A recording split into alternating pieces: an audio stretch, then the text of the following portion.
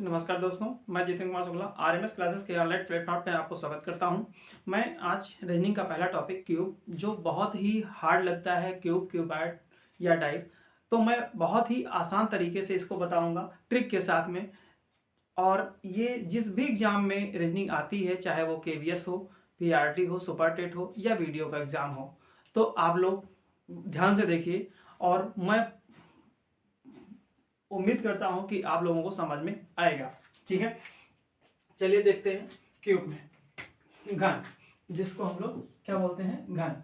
इसकी पहली बात, इसमें हम लोग कैसे लगाते हैं, जैसे हम लोग मेंसुरेशन में पढ़ते हैं। घन घन में क्या होता है, वॉल्यूम, यानी कि सारी साइडें क्या होती हैं, सेम होती है। सेम इस तरीके से रीजनिंग में भी लगाएंगे, यानी कि यहाँ लिख दे रहा हूं रीजनिंग।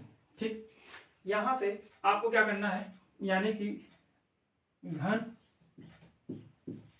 में सभी भुजाएं समान होती हैं। क्या होती हैं, भुजाएं समान होती हैं। जैसे हमने मान लिया, माना कोई भुजा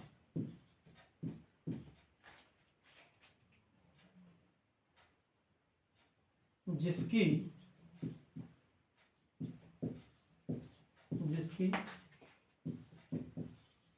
लंबाई, चौड़ाई और ऊंचाई क्या होती है, समान होती है। ऊंचाई समान होती है। जैसे यानी कि L बराबर B बराबर H बराबर A, ये हम एक भुजा मान लिया। ठीक है, भुजा की को ही हम क्या बोलते हैं, कोण बोलते हैं, या ये A है। ठीक है, अब हम लोग कैसे लगाएंगे, ये तो एक डिफिनीशन के तौर पे थोड़ी सी थी कि जाकि ताकि आप लोगों को अच्छे से समझ में आ जाए। ठीक है, अब आप क्या करेंगे, जैसे मान लिया ये क्या है आपका क्यूब, ये क्या है क्यूब। ठीक,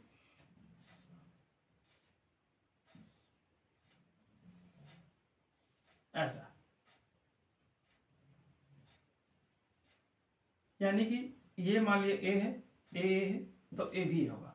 तीनों साइडें सेम होती हैं, इसीलिए मैंने बोला कि लंबाई, चौड़ाई और ऊंचाई L बराबर B बराबर H बराबर A, यानी कि लेंथ, ब्रेथ, हाइट बराबर होगी तो A। यानी कि इसका अगर आपसे क्वेश्चन कैसा पूछा जाएगा, आपसे क्वेश्चन ये पूछा जाएगा कि मान लिया कोई साइड दे दी गई है, तो आपसे ये पूछा जाएगा कुल घनों की संख्या कितनी होगी। यानी कि इस टाइम पे इसको हम क्या बोल सकते हैं, कुल घन, यानी कि A into A is equal to A cube. ठीक, इस तरीके से हम लोग इसको बोल सकते हैं। ठीक है, तो इतना नोट कर लिए होंगे।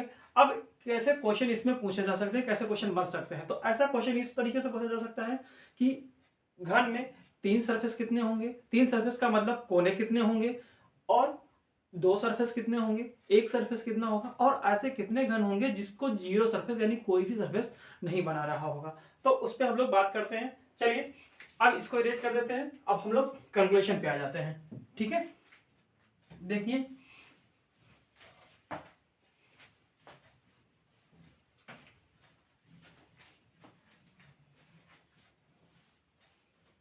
ये,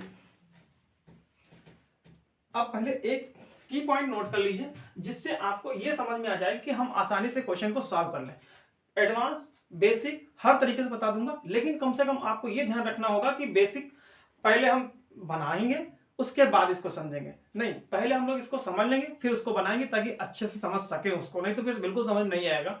चलिए, जैसे हम लोग कहते हैं थ्री सरफेस, क्या बोलते हैं, थ्री सरफेस, यानी तीन सतह रंगीन। ठीक है, तो तीन सतह रंगीन के लिए क्या होता है, हम लोग क्या बोलते हैं, थ्री सरफेस यानी कि 8। हम लोग याद रखेंगे टू सरफेस, टू सरफेस यानी कि कितने होते हैं, 12। कितने होते हैं, 12। और वन सरफेस कितना होता है, वन सरफेस कितना होता है, 6। ठीक, ये ध्यान रखना है। अब इसके साथ साथ इसको और हम किस नाम से जानते हैं, तो एक चीज ये ध्यान रखना है कि थ्री सरफेस की जब बात करेगा क्वेश्चन में, तो ये चीज हम समझ जाएंगे कि 3 सतह रंगीन, 3 सतह रंगीन, यानी कि 3 सतह रंगीन या 3 सतह रंगीन होता है, इसकी मीनिंग। और ये बात किसी करता है, कोने की। ये बात कैसे करता है, कोने की। यानी कि क्वेश्चन आपसे ये पूछा जाएगा कि क्यूब में यानी कि घन में कितने कोने होते हैं, एक घन में कितने कोने होते हैं, तो आप क्या आंसर देंगे, 8। ठीक है। अगर आपसे ये पूछा जाएगा कि भुजा कितनी होती है, यानी कि 2 सरफेस, इसके आगे मैं यही लिख दे रहा हूं, इसके आगे, यानी इसको हम क्या बोलते हैं, भुजा बोलते हैं, भुजा बोलते हैं, या इंग्लिश में ही हम एज बोलते हैं। ठीक है, या तो हम इसी को क्या बोलते हैं, मध्य, मिडिल क्यूब, इंग्लिश में मिडिल क्यूब, या हम इसको बोलते हैं मध्य घन। तो मैं जितनी भी मीनिंग हो रही है वो मैं सारा लिखवा दे रहा हूं, जो आपको समझ में आएगा, जैसा क्वेश्चन पूछा जाएगा आप ऐसे उस तरीके से लगा सकते हैं। ठीक है, अब आप ये हो गया। अब वन सरफेस, वन सरफेस को हम क्या बोलते हैं, सेंटर, सेंटर क्यूब, या इसी को हम बोलते हैं केंद्रीय घन। इसको क्या बोलते हैं, केंद्रीय घन। ठीक है, तो इतना दोस्तों समझ में आ गया होगा जिस तरीके से क्वेश्चन पूछे जाते हैं। अब मेन चीज ये है कि क्वेश्चन पूछे कैसे जाते हैं, कि कैसे हम लोग इसको लगाएंगे, 1 सरफेस, 2 सरफेस, 3 सरफेस। 3 सरफेस को हम 3 सतह रंगीन यानी कोना, यानी कि अगर घन कैसा भी बना होगा, लेकिन अगर आपसे एक पूछा जाएगा कि 3 सरफेस कितने होते हैं, 3 सरफेस घन कितने होते हैं, तो आपका आंसर हमेशा क्या होगा, 8। यानी कि कोने कितने होते हैं, तो कोने कितने होते हैं, 8 होते हैं। अगर मिडिल क्यूब की बात करेगा तो होते 12, लेकिन अकॉर्डिंग टू क्वेश्चन की क्वेश्चन कैसे दिया गया है उस तरीके से हम लोग लगाएंगे। तो चलिए अब इसके फार्मूले देख लेते हैं। फार्मूले देखेंगे तो 2 सरफेस, 2 सतह, 2 सतह रंगीन के लिए फार्मूला क्या होता है, 2 सतह रंगीन के लिए फार्मूला क्या होता है, n-2 इंटू 12। क्या होता है, 2 सतह रंगीन के लिए n-2 इंटू 12। अच्छा, ये आया कहां से, ठीक है, तो n होता है नंबर ऑफ साइड, यानी कि भुजा कितनी होती है। तो अभी जब मैं क्वेश्चन दूंगा तो क्लियर हो जाएगा, लेकिन पहले आप इसको नोट कर लीजिए, और इसको नोट कर लेंगे तो क्वेश्चन आसानी से सॉल्व कर सकते हैं। अब एक सतह रंगीन, तो आप क्या करेंगे, एक सतह रंगीन के लिए यानी कि 6 और n-2 का होल स्क्वायर, और जीरो सतह यानी हम या तो कह सकते हैं जीरो सतह, या तो हम ये कह सकते हैं जीरो सतह ही, चलो जीरो सतह कर लेते हैं, तो ये हो जाएगा n-2 का होल क्यूब, जीरो सतह को n-2 का होल क्यूब। ठीक है, अब आपसे क्वेश्चन क्या पूछा जा सकता है कि मान लिया आप सपोज दैट क्वेश्चन ये दे दिया गया कि एक ऐसा घन जिसकी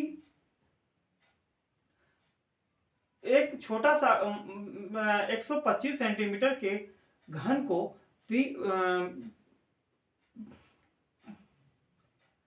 चलो एक क्वेश्चन पहले नोट कर लेते हैं, एक क्वेश्चन नोट कर लेते हैं, ये इधर नोट कर लिए होंगे ना, एक क्वेश्चन बोलते हैं, एक क्वेश्चन बोलेंगे, उसी के हिसाब से आप लगाएंगे तो आपको समझ में आ जाएगा। ठीक,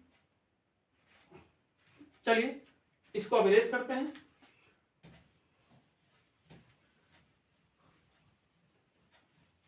इसको इरेज करते हैं।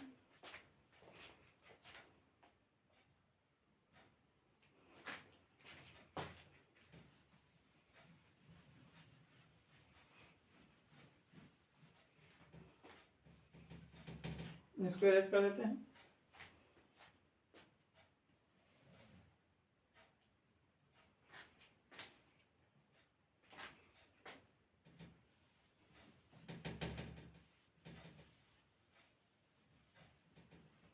चलिए अब आते हैं क्वेश्चन पे। जैसे मान लिया आपसे क्वेश्चन क्या दे सकता है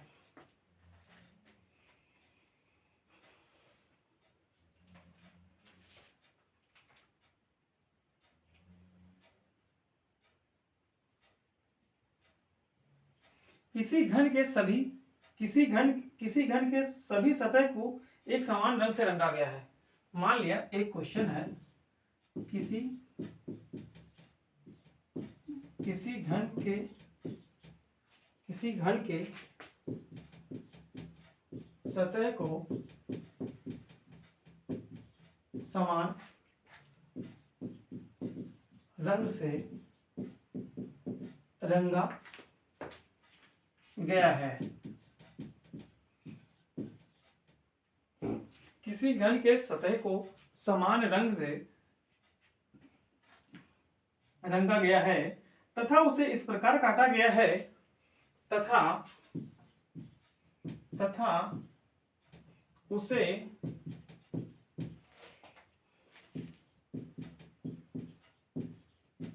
इस प्रकार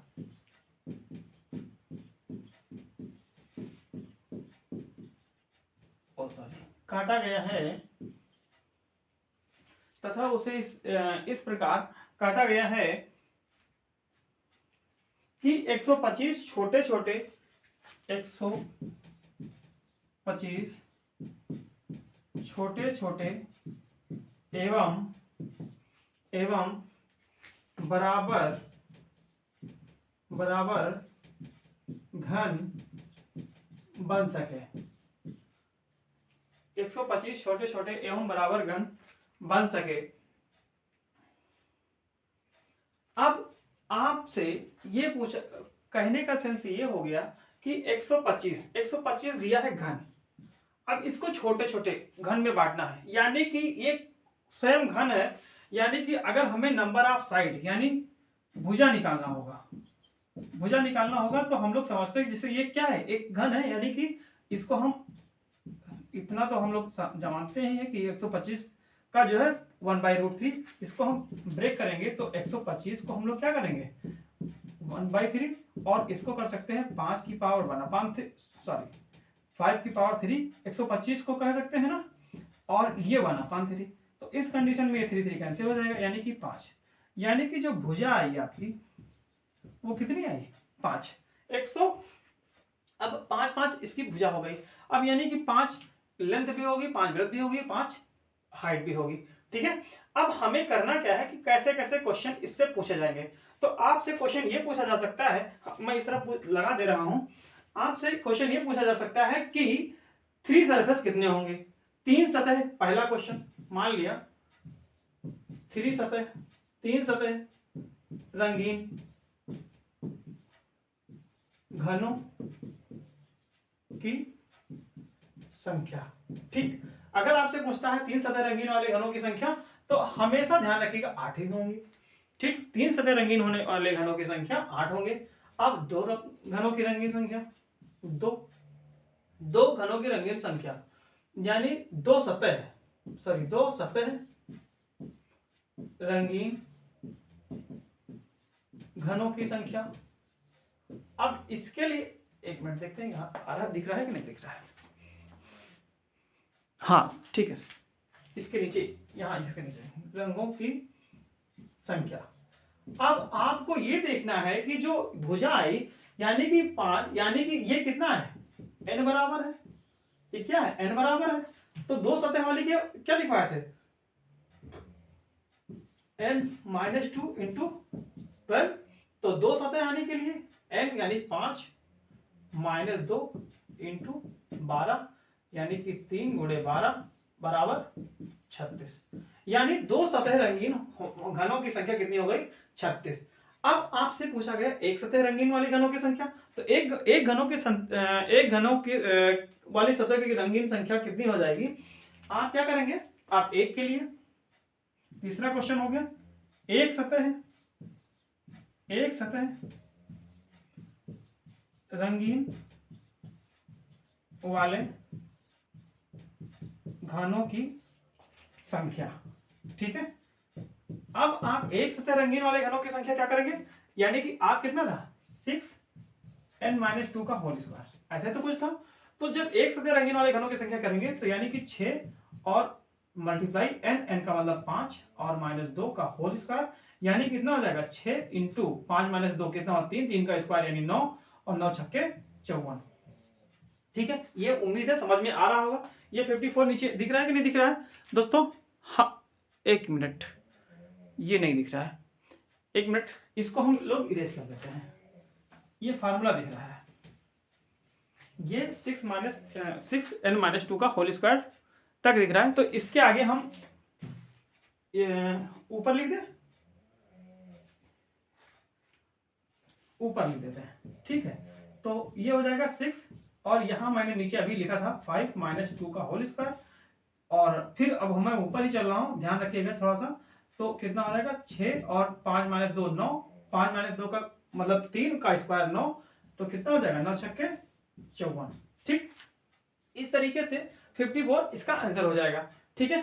अब हमारे पास बचा क्या, 3 सतह वाला हो गया, 2 सतह वाला हो गया, 1 सतह वाला हो गया। एक क्वेश्चन पूछा जा सकता है कि ऐसी कितनी हैं जो कोई भी सतह रंगीन नहीं है। मतलब चौथा क्वेश्चन आपसे ये हो गया कि ऐसे घनों की संख्या बताइए जिनकी कोई भी सतह रंगीन नहीं है। तो क्या करेंगे, n-2, अभी जब कोई भी सतह रंगीन ना हो।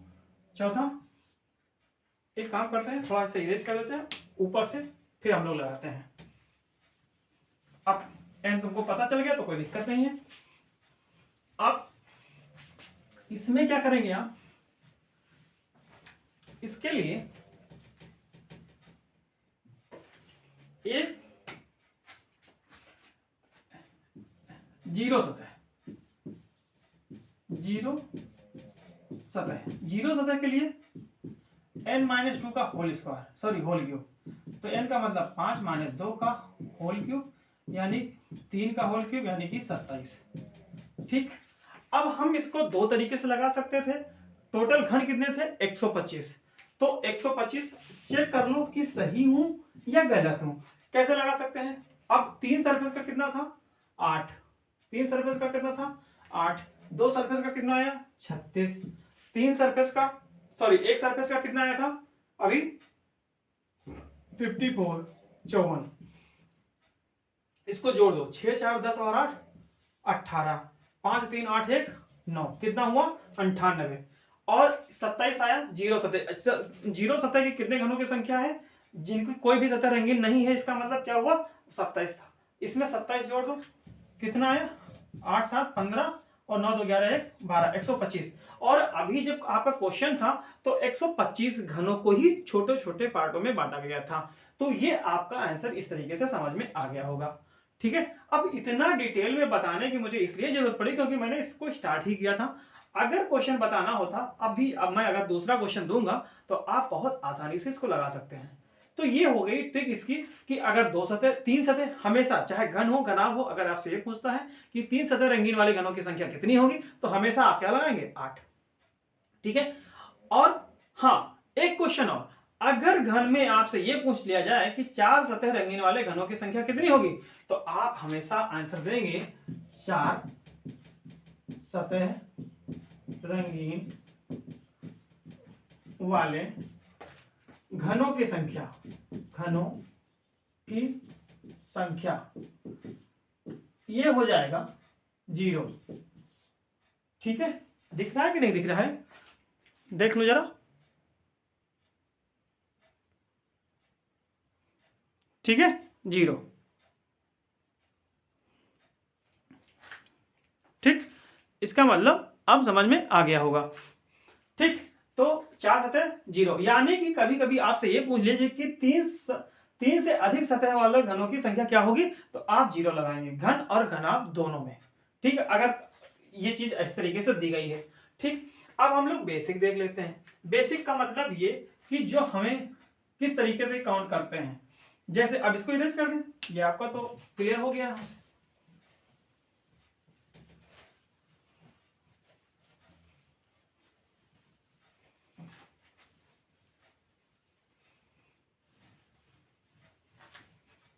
ठीक है।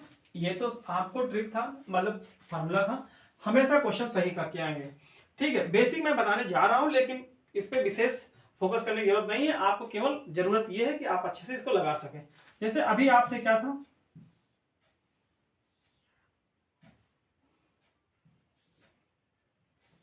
बेसिक, ये मान लिया ये आपका क्या है कोई घन है, 5 5 सेंटीमीटर की बात कर रहा है, तो 5 का मतलब आप 4 पार्ट करेंगे इसके, ठीक। 5 यानी क्यूब है, घन है, तो 1 2 3 4, 1 2 3 4।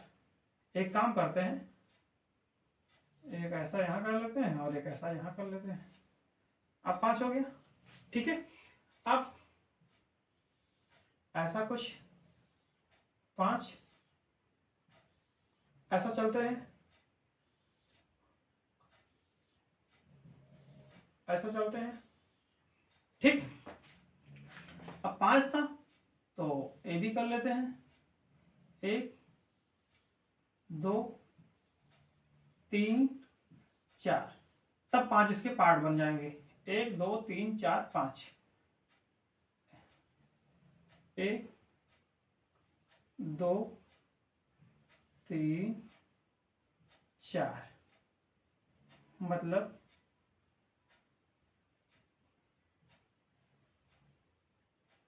ऐसा कर लेते हैं ताकि समझ में आ जाए।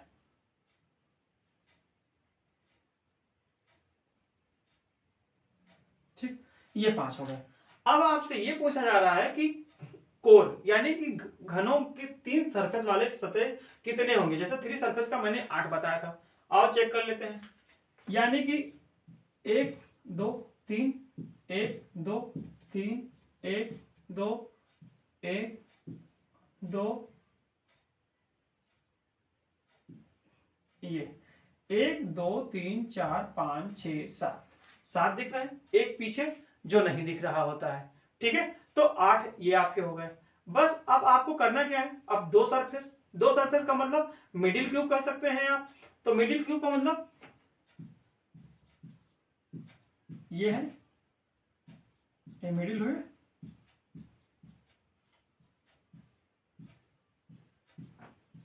ये मिडिल हुए। आप चाहें तो पूरा काउंट कर ले, ये भी मिडिल हुआ। अच्छा, अब हम लोग अच्छा हाँ, ये भी हुआ, ठीक। तो इस तरीके से हम लोग ये समझ सकते हैं कि एक काउंट करते हैं, 1 2 3 4 5 6 7 8 9 10 11 12। अब आप बताइए कि 2 सतह में कितने, एक में 12 है तो 3 में कितने हो जाएंगे, 3 में कितने हो जाएंगे 36। तो अभी 3 सरफेस का क्लियर हो गया। 3 सरफेस का कितना आया था 8, 2 सरफेस का कितना आया 36, और एक सरफेस का, अब आप देख लीजिए एक सरफेस में कितना है, 1 1 1, ठीक है, 9 और 9 छाक 54, 3 इधर 9 इधर 9 इधर 9 इधर 27 और 27 पीछे हो जाएंगे, तो एक सरफेस का कितना हो जाएगा 54। तो इस तरीके से भी हम लोग निकाल के देख सकते हैं कि हमसे कोई गलती तो नहीं हो रही है। इस तरीके से भी चेक कर सकते हैं और फार्मूले से भी चेक कर सकते हैं। तो आप लोगों को सिर्फ फार्मूला को यूज करना है, क्योंकि अगर आप फार्मूले को यूज करेंगे तो आपसे कोई गलती नहीं होगी, ये 100% है।